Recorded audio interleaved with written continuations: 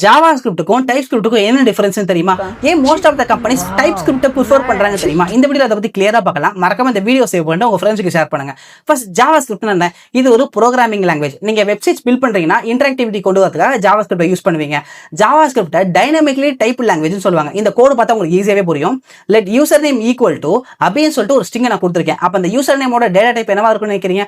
String தான். ஏன்னா கொடுத்துருக்க வேல்யூ ஸ்ட்ரிங்னால நமக்கு டேட்டா டைப் ஸ்ட்ரிங் தான். இப்போ ஒருவேளை வேல்யூ நான் 23 சொல்லிட்டு சேஞ்ச் பண்ணேன்னா நம்மளோட டேட்டா டைப் என்னவா மாறும் நினைக்கிறீங்க? நம்பரா மாறும். இதுதான் டைனமிக் டைப் லாங்குவேஜ் சொல்லுவாங்க. இப்போ நான் என்ன கீவேர்ட் வச்சிருக்கேன் லெட். இப்போ இதை நம்மளால ரீஅசைன் பண்ண முடியும். கரெக்டா? இப்போ யூசர் நேம் ஈக்குவல் டு நான் 23 சொல்லிட்டு நான் நம்பரை மாத்துறேன். இப்போ மேல வந்து ஸ்ட்ரிங்ல தான் டேட்டா டைப் இருக்கு. பட் நான் அந்த டேட்டா டைப் ஸ்ட்ரிங்குக்கு நான் நம்பர் அசைன் பண்றேன். இது ஆக்சுவலா ஒரு எரர். ஓகேவா? ஏன்னா நீங்க ஸ்ட்ரிங் ரிலேட்டடான ஒரு மெத்தட்ஸ் யூஸ் பண்றீங்க.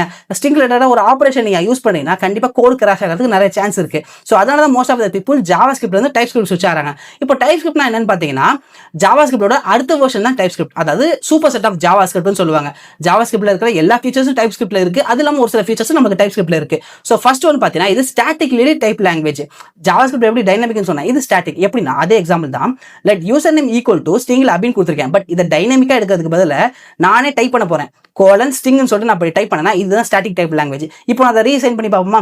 யூசர் நேம் ஈக்குவல் டு 23 கொடுத்தோன்னே எனக்கு எரர் வரும். என்ன அப்படின்னா நீ டேட்டா டைப் ஸ்ட்ரிங் இருக்கு, இதுக்கு உன்னால நம்பர் அசைன் பண்ண முடியாதுன்னு சொல்லிட்டு நமக்கு எரர் ஷோ பண்ணும். நம்மளுக்கு கோடை ரன் பண்ண விடாது. இதுதான் டைப் ஸ்கிரிப்ட். ஓகே, இதனால தான் most of the view TypeScript வந்து யூஸ் பண்றாங்க. இப்போ ஏன் கம்பெனிஸ் வந்து இதை ப்ரிஃபர் பண்றாங்க அப்படின்னா ஃபர்ஸ்ட் ஒன் டைப் சேஃப்டினால. அதாவது நம்ம கோட் டைப் பண்றப்பவே நமக்கு வந்து எரர் ஷோ பண்ணிடும். அதனால நம்ம ஸ்ட்ரக்சர்டா கோட் பண்ணலாம். ரெண்டாவது பார்த்தீங்கன்னா கொலாபரேட்டிவ். நீங்க டீம் ஒர்க் பண்றப்ப ஜாவா ஸ்கிரிப்ட் ஒர்க் பண்ணீங்கன்னா ஒவ்வொருத்தரும் ஒவ்வொரு மாதிரி கோட் பண்றப்ப, ஆனா டைப் ஸ்கிரிப்ட் ஒர்க் பண்ணா ஒரே கோடு தான், ஒரே ஸ்ட்ரக்சர் தான் டைப். ஓகே, சோ மூணாவது பார்த்தீங்கன்னா ஸ்கேலபிளா இருக்கும். கோட் ஸ்ட்ரக்சர்டா கரெக்டாக ஃபாலோ பண்ண டைப் வந்து கரெக்டாக ஃபாலோ பண்ணாலே இது ஒரு ஸ்கேலபிளான கோடாக மாறிடும். ஸோ என்னதான் இது டைப் ஸ்கிரிப்டாகவே இருந்தாலும் கடைசியில் இது ஜாவா ஸ்கிரிப்டாக மாறி தான் உங்களுக்கு வந்து கோட் ரன் ஆகும். அது எப்படின்னு பார்த்தீங்கன்னா டைப் ஸ்கிரிப்ட் டேரக்டாக வந்து பார்த்தீங்கன்னா நல்லா கம்பைல் பண்ண முடியாது. இதை நம்ம ஜாவா ஸ்கிரிப்டாக கம்பைல் பண்ணி தான் ரன் பண்ண வைக்கணும். அது எப்படின்னா இப்போ ஒரு டைப் ஸ்கிரிப்ட் ஃபைல் வச்சுக்கோங்களேன். இப்போ டெர்மினலில் போயிட்டு டிஎஸ்சி அந்த டைப் ஸ்கிரிப்டோட ஃபைல் பேரை கொடுத்துட்டு நீங்கள் என்ட்ரு தட்டினீங்கன்னா அது ஒரு ஜாவா ஸ்கிரிப்ட் ஃபைலாக கன்வெர்ட் ஆகும். அது அந்த டைப் ஸ்கிரிப்ட் கோட் வந்து ஜாவா ஸ்கிரிப்டாக மாறி அதுதான் உங்களுக்கு ரன் ஆகும். ஸோ இதுதான் டைப் ஸ்கிரிப்ட். உங்களுக்கு புரிஞ்சிருக்குன்னு நினைக்கிறேன். உங்களுக்கு டைப் ஸ்கிரிப்ட் ரிலேட்டடாக வீடியோஸ் வேணும் அப்படின்னா நீங்கள் கமெண்ட்ல டிஎஸ் கமெண்ட் பண்ணுங்க, நான் போட்டு விடுறேன்.